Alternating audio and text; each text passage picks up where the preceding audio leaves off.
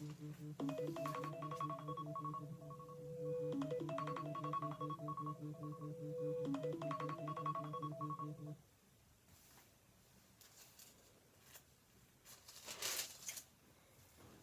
second book of Moses, called Exodus, during the interval of hundreds of years between Genesis and Exodus, the circumstances of the Israelites in Egypt changed drastically.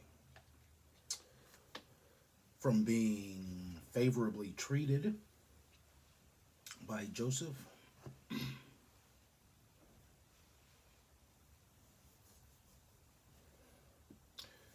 they were made slaves by a king who did not know about Joseph.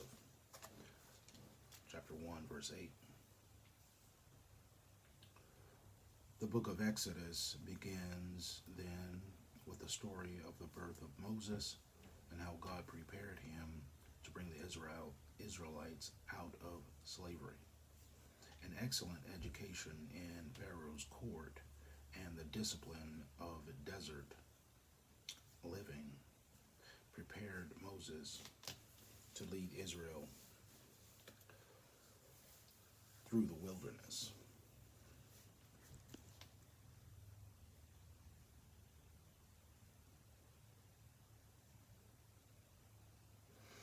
Exodus records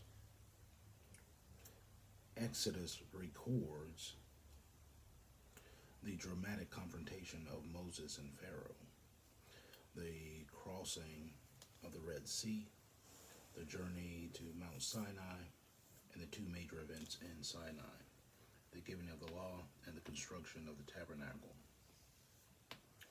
The book shows how God took an unorganized group of slaves and welded them together as a theocratic nation, i.e., a nation ruled by God.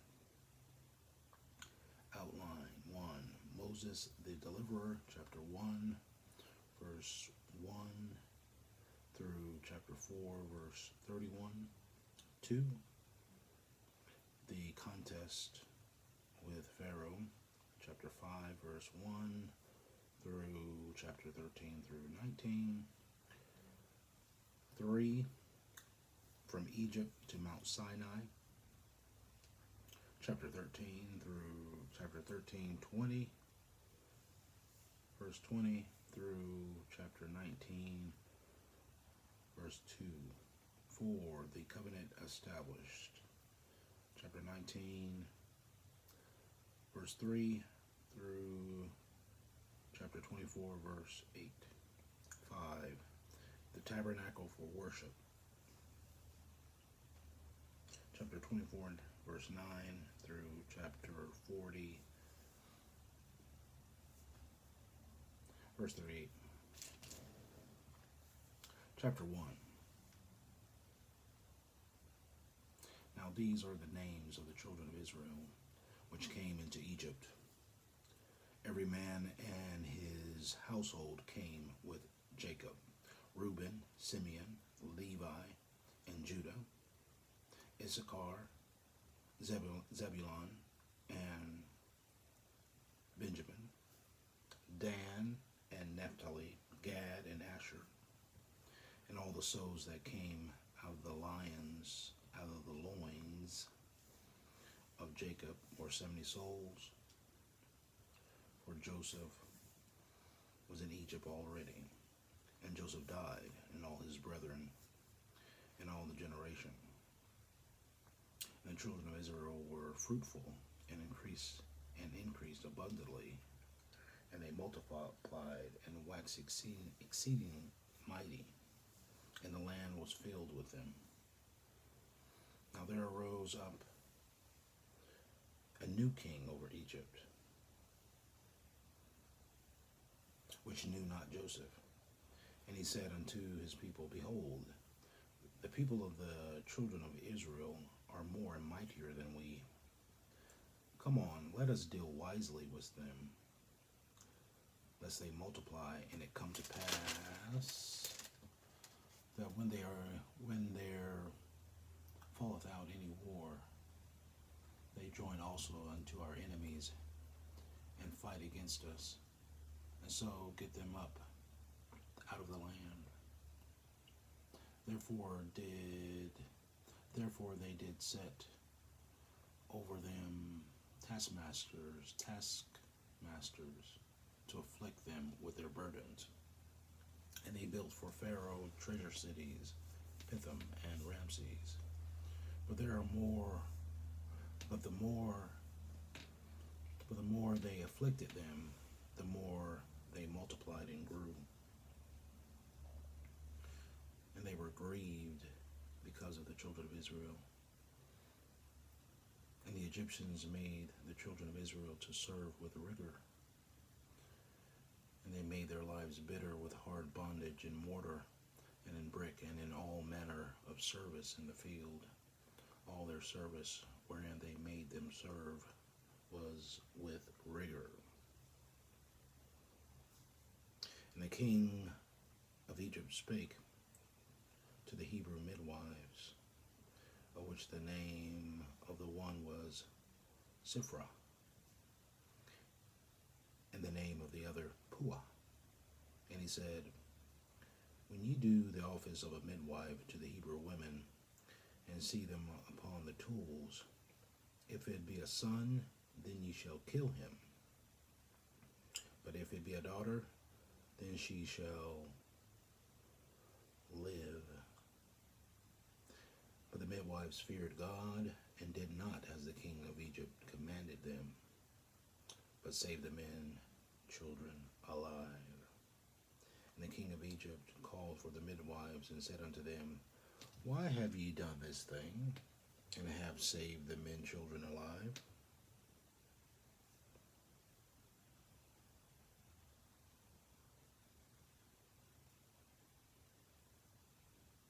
And the midwives said unto Pharaoh, because the Hebrew women are not as the Egyptian woman, for they are lively, and are delivered ere the midwives come unto them. Therefore God dealt well with the midwives, and the people multiplied and waxed very mighty. And it came to pass, because the midwives feared God, that he made them houses. And Pharaoh charged all his people, saying, every son that is born ye shall cast into the river, and every daughter ye shall save alive.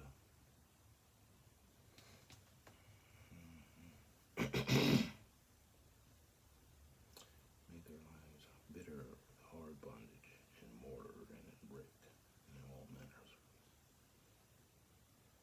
with rigor.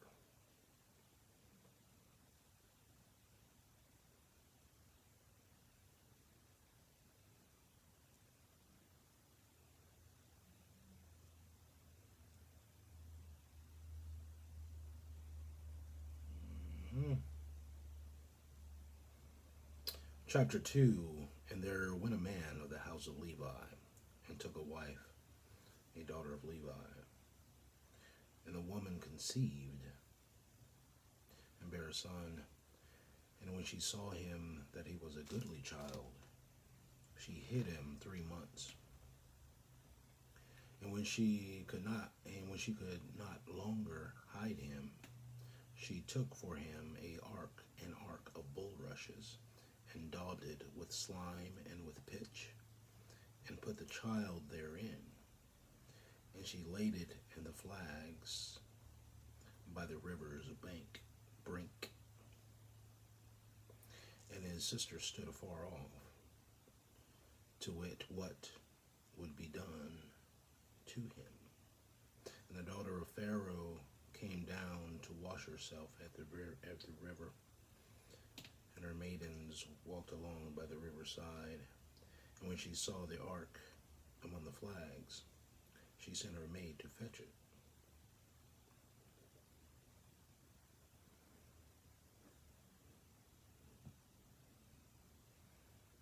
And when she had opened it, she saw the child, and, behold, the babe wept. And she had compassion on him, and said, "This is one of the Hebrews' children." Then said his sister to Pharaoh's daughter, "Shall I go call to thee a nurse of the Hebrew women, that she may nurse the child for thee?" And Pharaoh's daughter said to her, "Go." And the maid went and called the child's mother.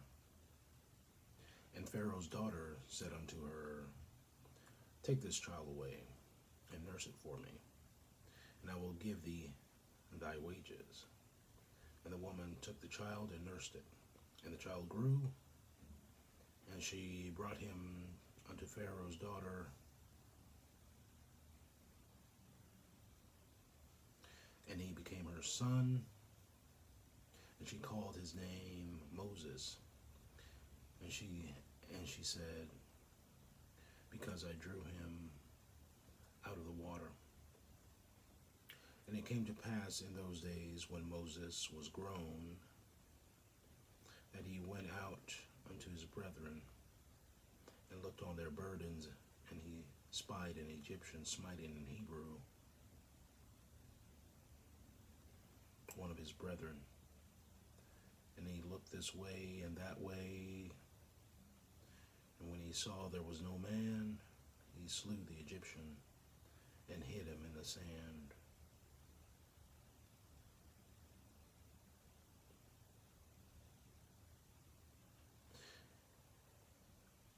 And when he went out the second day, behold, 2 men of the Hebrews strove together. And he said to him that did the wrong, "Wherefore smitest thou thy fellow?" And he said, "Who made thee prince and a judge over us? Intendest thou to kill me as thou killest the Egyptian?" And Moses feared and said, "Surely this thing is known." Now when Pharaoh heard this thing, he sought to slay Moses. But Moses fled from the face of Pharaoh and dwelt in the land of Midian. And he sat down by a well. Now the priest of Midian had 7 daughters, and they came and drew water and filled the troughs to water their father's flock. And the shepherds came and drove them away.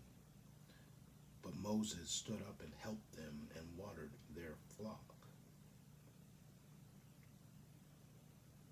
And when they came to Reuel, their father, he said, "How is it that ye are come so soon today?"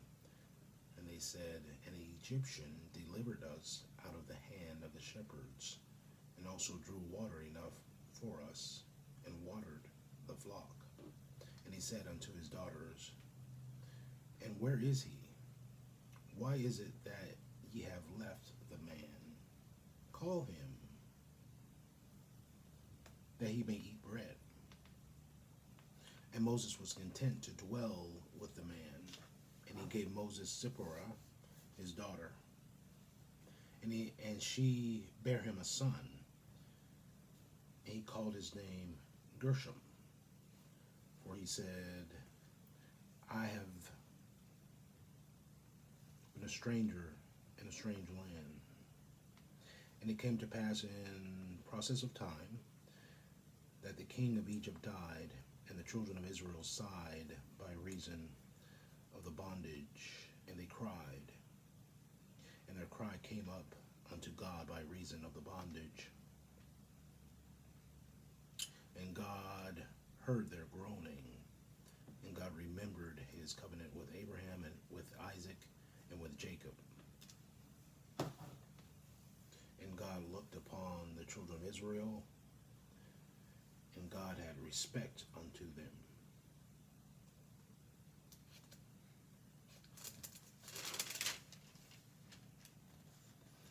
Chapter 3. Now Moses kept the flock of Jethro, his father-in-law, the priest of Midian, and he led the flock to the backside of the desert, and came to the mountain of God, and even to Horeb.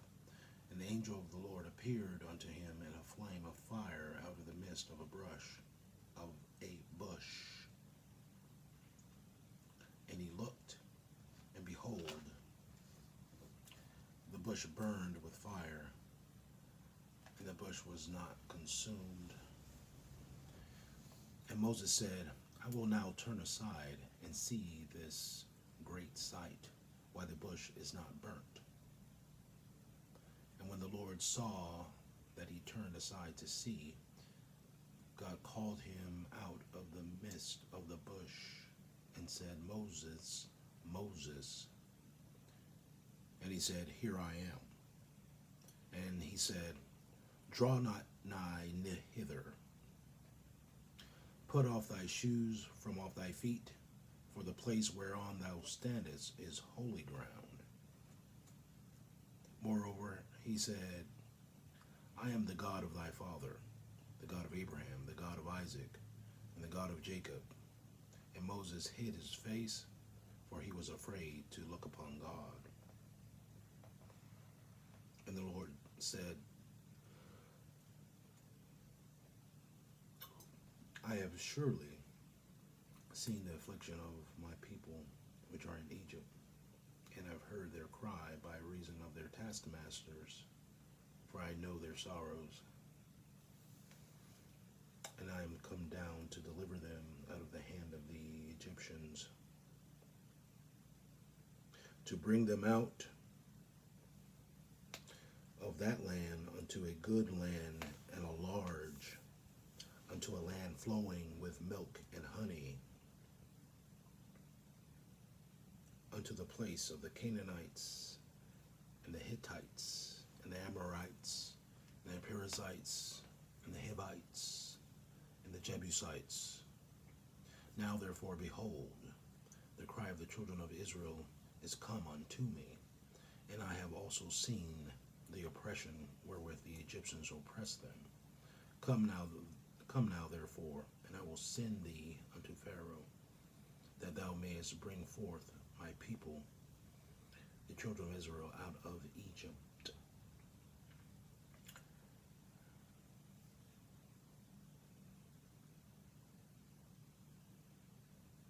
And Moses said unto God,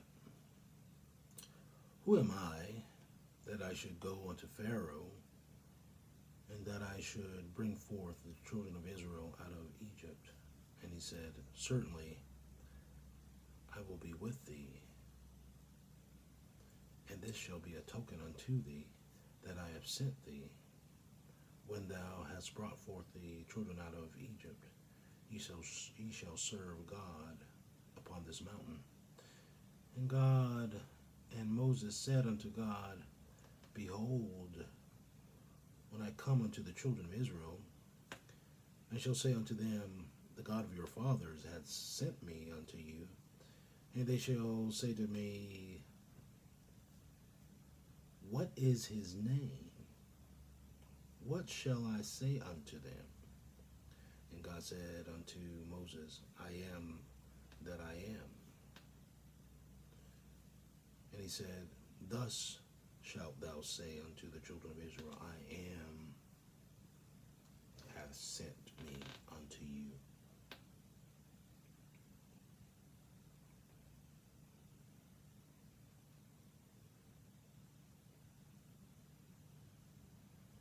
And Moses said, and God said moreover unto Moses, Thus shalt thou say unto the children of Israel, The Lord God of your fathers, the God of Abraham, the God of Isaac, and the God of Jacob, hath sent me unto you.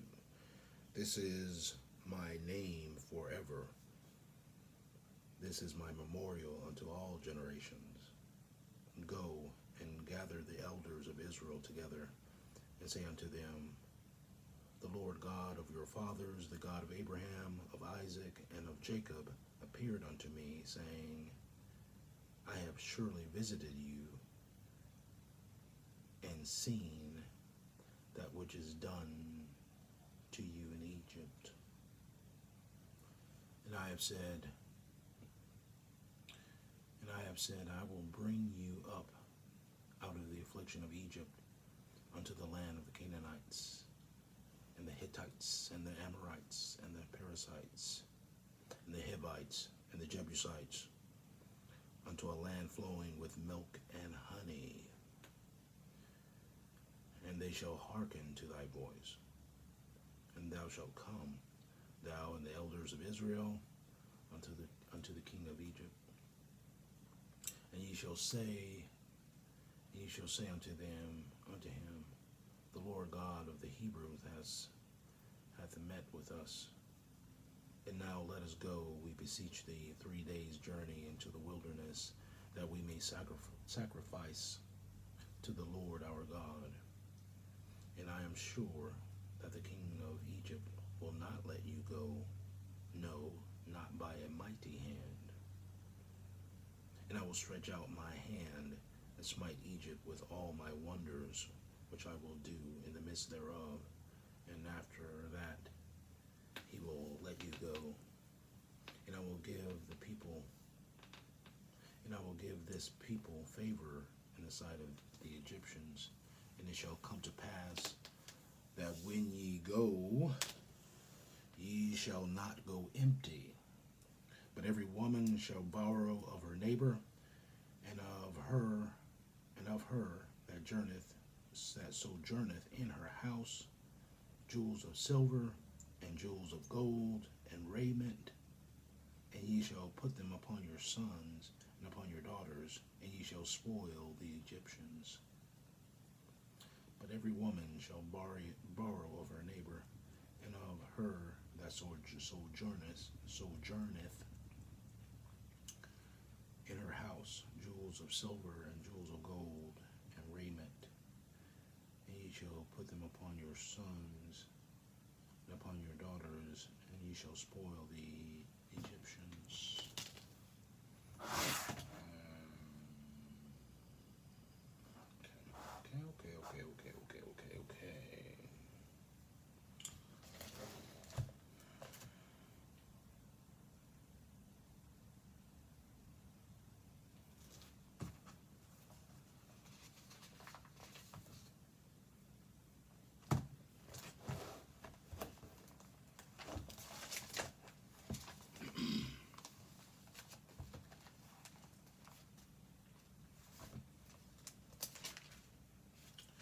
Matthew chapter 24.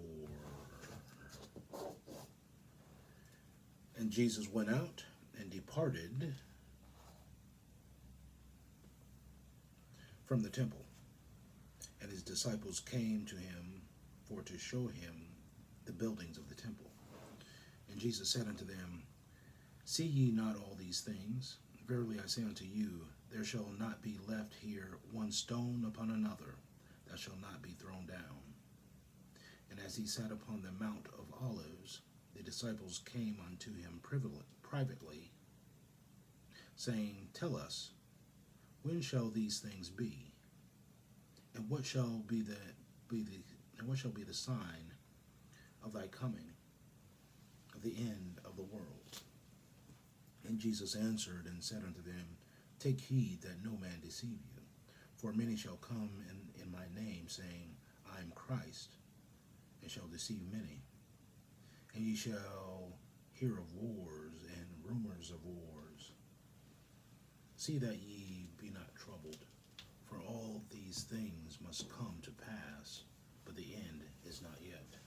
For nation shall rise against nation, and kingdom against kingdom, and there shall be famines and pestilences and earthquakes in divers places.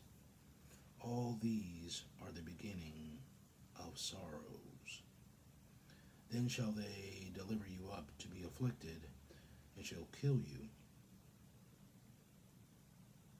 and ye shall be hated of all nations for my name's sake. And then shall many be offended, and shall betray one another, and shall hate one another.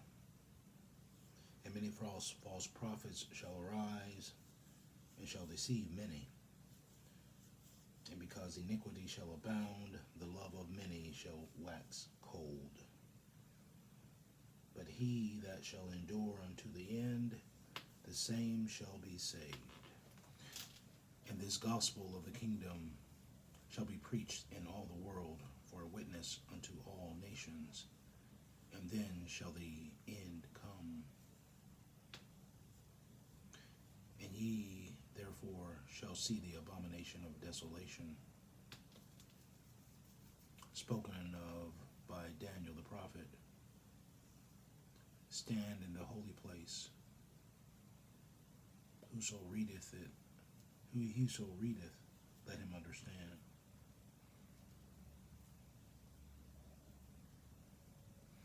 When ye therefore shall see the abomination of desolation spoken of by Daniel the prophet stand in the holy place, whoso readeth, let him understand. Then let them which be in Judea flee unto the mountains. Let him which is on the housetop not come down to take anything out of his house. Neither let him which is in the field return back to take his clothes. And woe unto them that are with child, and to them that give suck in those days. But pray ye that your flight be not in the winter, neither on the Sabbath day. For then shall be great tribulation, such as was not since the beginning of the world to this time, no, nor ever shall be. And except those days be shortened, there should no flesh be saved. But for the elect's sake, those days shall be shortened. Then if any man shall say unto you, Lo, here is Christ, or there, believe it not. For there shall arise false Christ and false prophets, and shall show great signs and wonders, insomuch that, if it were possible, they shall deceive the very elect. Behold, I have told you before. Wherefore, if they shall say unto you, Behold, he is in the desert, go not forth. Behold, he is in the secret chambers, believe it not. For as the lightning cometh out of the east, and shineth even unto the west, so shall also the coming of the Son of Man be. For whosoever whosoever the carcass is, wheresoever the carcass is, there will the eagles be gathered together. For wheresoever the carcass is, there will the eagles be gathered together. Immediately after the tribulation of those days shall the sun be darkened, and the moon shall not give her light, and the stars shall fall from heaven, and the powers of the heavens shall be shaken.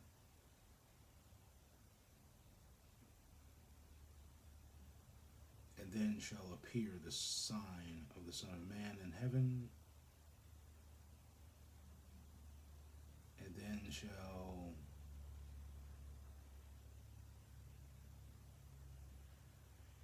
all the tribes of the earth mourn, and they shall see the Son of Man coming in the clouds of heaven with power and great glory.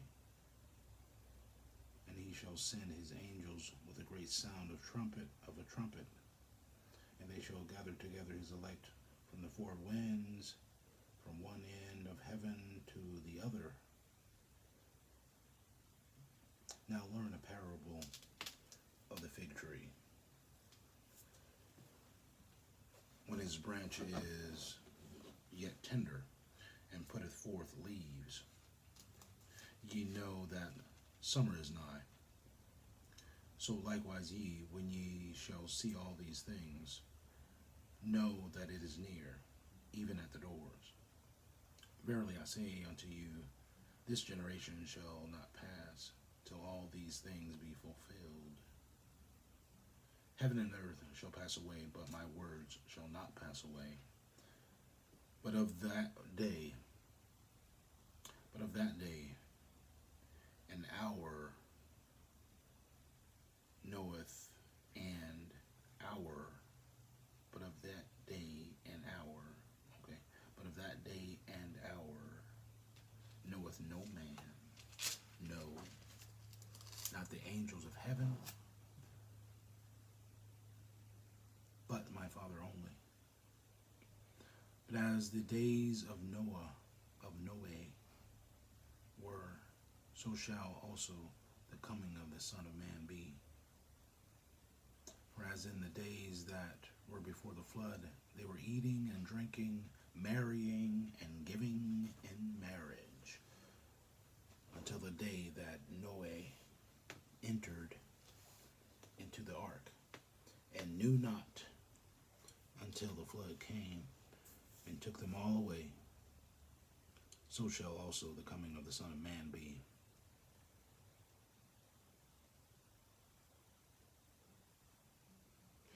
There shall two be in the field, and one shall be taken, and the other left.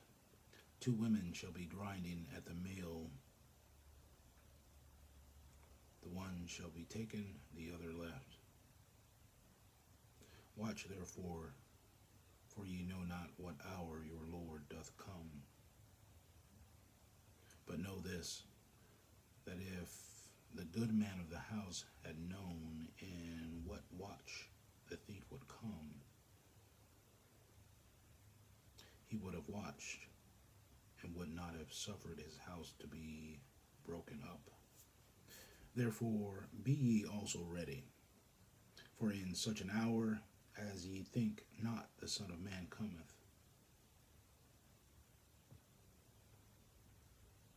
Who then is a faithful and wise servant, whom his Lord hath made ruler over his household, to give them meat in due season? Who then is a faithful and wise servant, whom his Lord hath made ruler over his household, to give them meat in due season? Blessed is that servant, whom the Lord, when he cometh, shall find so doing. Blessed is that servant, whom the Lord, when he cometh, shall find so doing. Verily I say unto you, that he shall make him ruler over all his goods. But if that evil servant shall say in his heart, my Lord delayeth his coming, and shall begin to smite his fellow servants, and to eat and drink with the drunken, the Lord of that servant shall come in a day when he looketh not for him, and in an hour that he is not aware of, and shall cut him asunder, and appoint him his portion with the hypocrites. There shall be weeping and gnashing of teeth. Okay. Weeping and gnashing of teeth.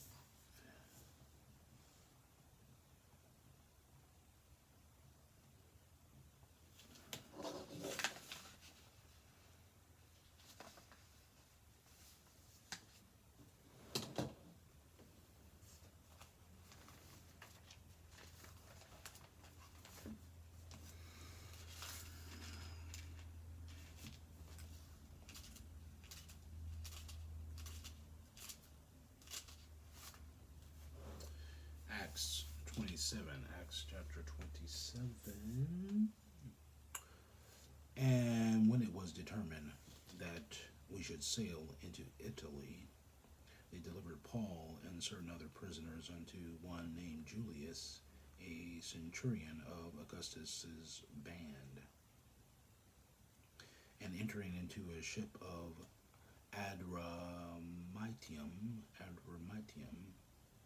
we launched, meaning to sail by the coast of Asia, one Aristarchus, a Macedonian of Thessalonica, being with us.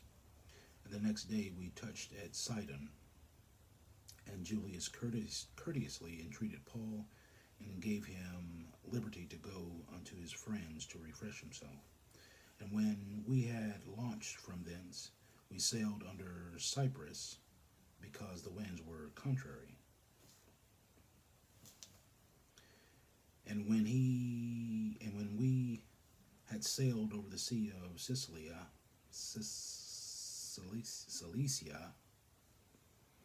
and Pamphylia, we came to Myra, a city of Lycia. And there the centurion found a ship of Alexandria sailing into Italy, and he put us therein. And when we had sailed slowly many days, and scarce were come over against Cnidus, the wind not suffering us, we sailed under Crete over against Salmone,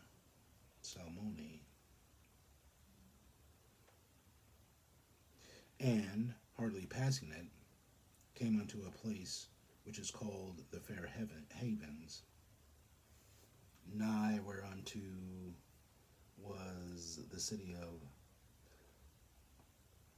Lacia.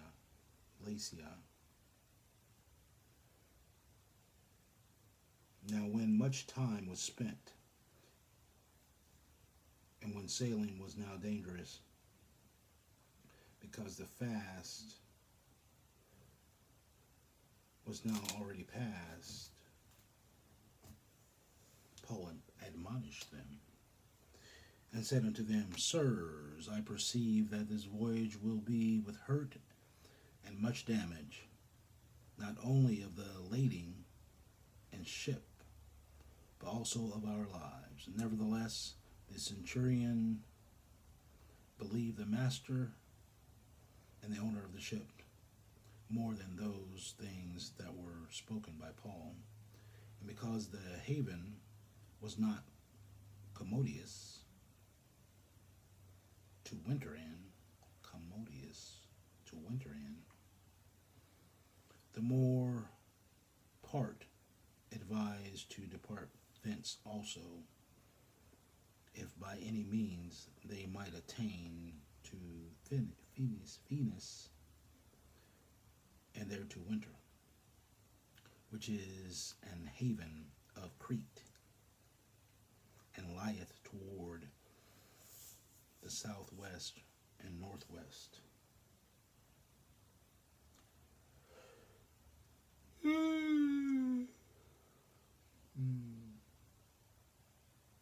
And when the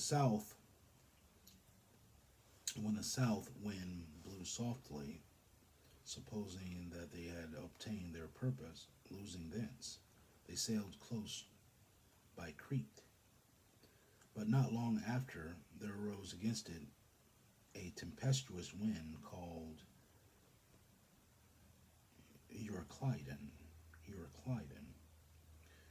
And when the ship was caught and could not bear up into the wind, we let her drive.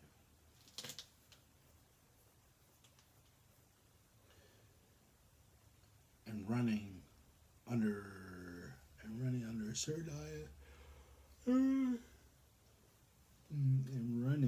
certain island, which is called Clauda, we had much work to come by the boat, which when they had taken up, they used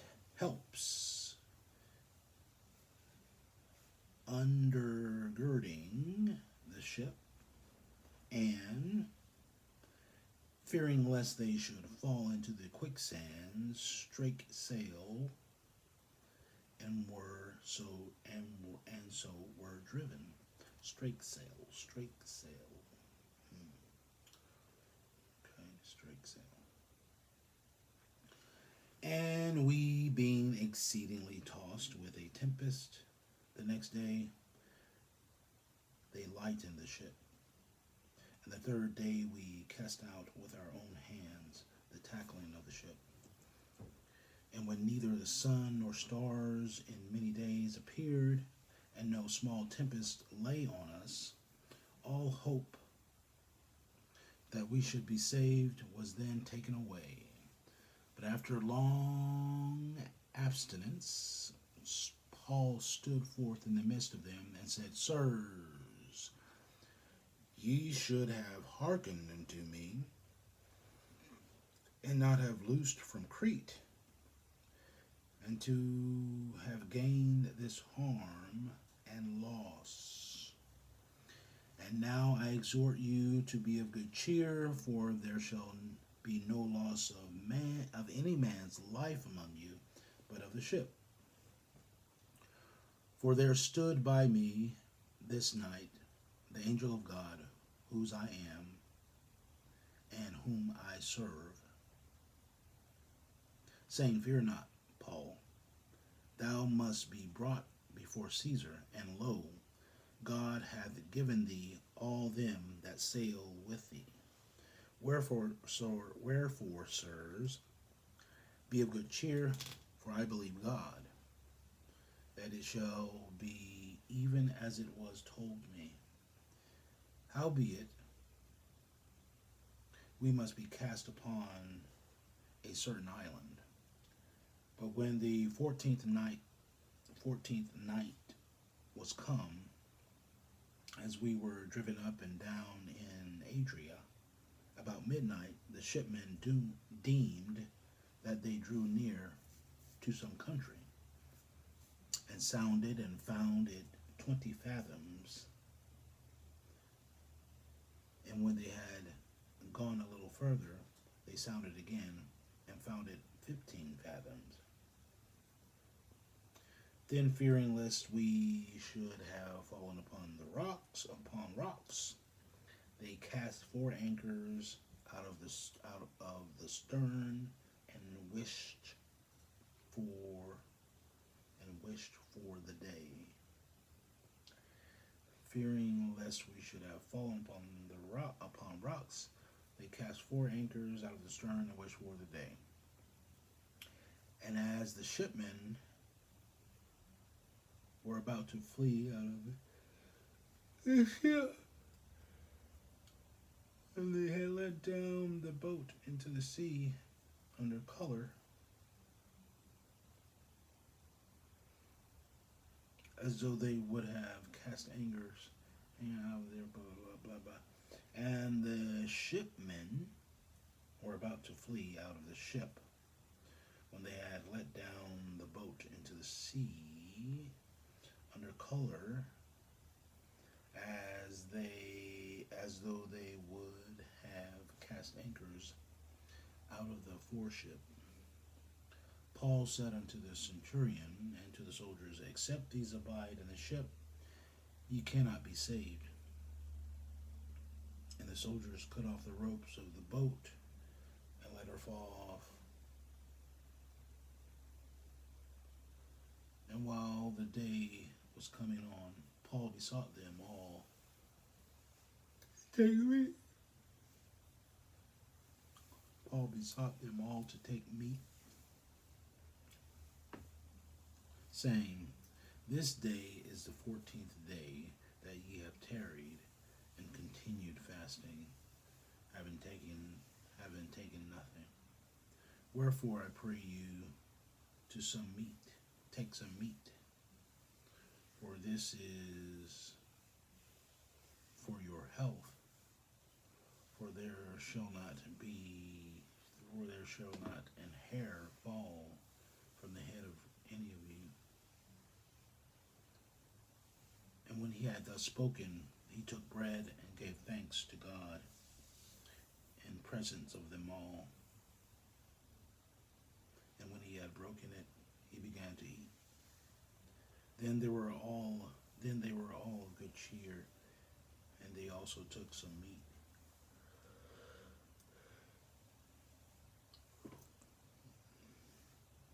And we were all in the ship 200 threescore and 16 souls.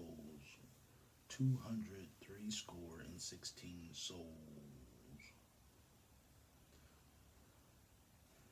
And when they had eaten enough, they lighted the ship and cast out the wheat into the ship, or into the sea rather. They cast out the wheat into the sea.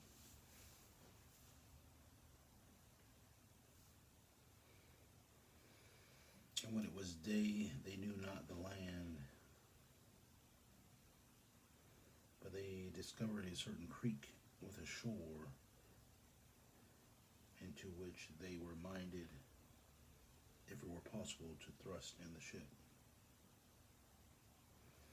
And when they had taken up the anchor, they commended themselves unto the sea, and loosed the rubber bands, and hoisted up the rudder bands, and hoisted up the mainsail to the wind, and made towards shore. And falling into a place where two seas met, they ran the ship aground, and the fore part stuck fast, and remained unmovable, but the hinder part was broken with the violence of the waves.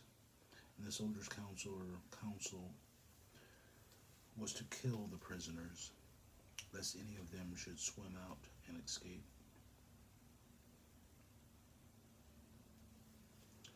But the centurion, willing to save Paul, kept them from their purpose, and commanded that they which could swim should cast themselves first into the sea and get to land, and the rest, some on boards and some on broken pieces of the ship. And so it came to pass that they escaped all safe to land.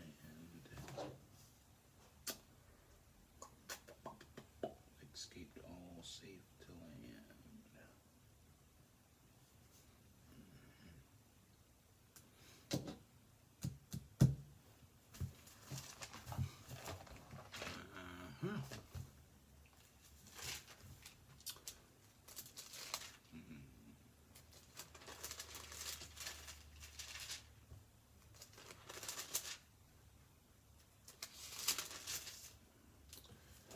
Psalm 45, to the chief musician upon Shoshanim,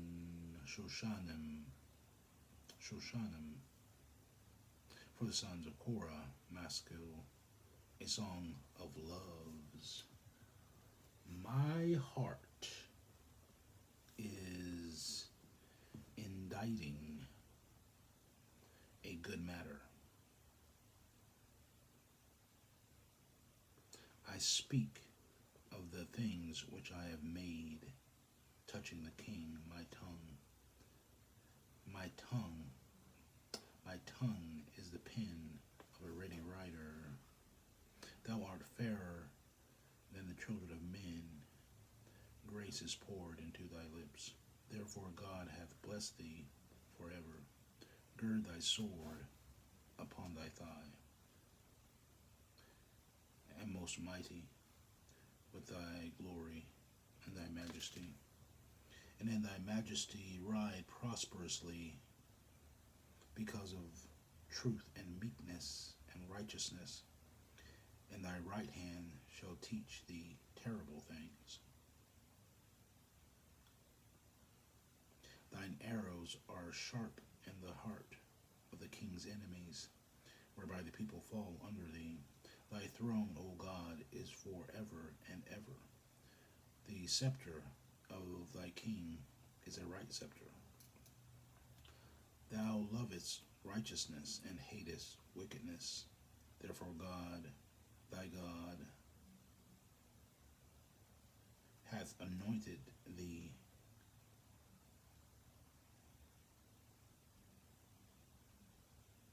with the oil of gladness above thy fellows. All thy garments smell of myrrh and aloes and cassia, out of the ivory places whereby they have made thee glad. King's daughters were among thy honorable women. Upon thy right hand did stand the queen in gold of Ophir. Hearken, O daughter, and consider, and incline thine ear. Forget also thine own people, and thy father's house. So shall the king greatly desire thy beauty, for he is thy Lord, and worship thou him. And the daughter of Tyre shall be there with a gift. Even the rich among the people shall entreat thy favor. The king's daughter is all glorious within. Her clothing is wrought. Her clothing is of wrought gold.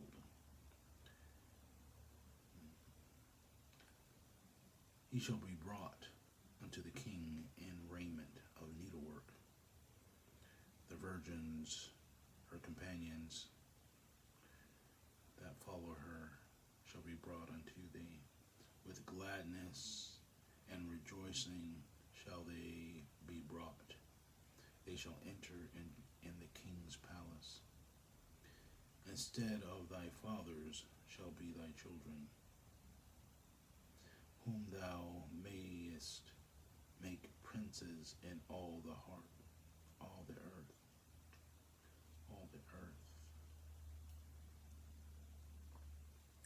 I will make thy name to be remembered in all generations.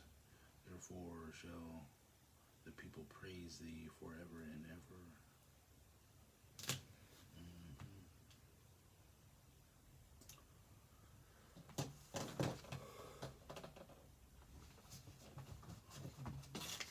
Okay.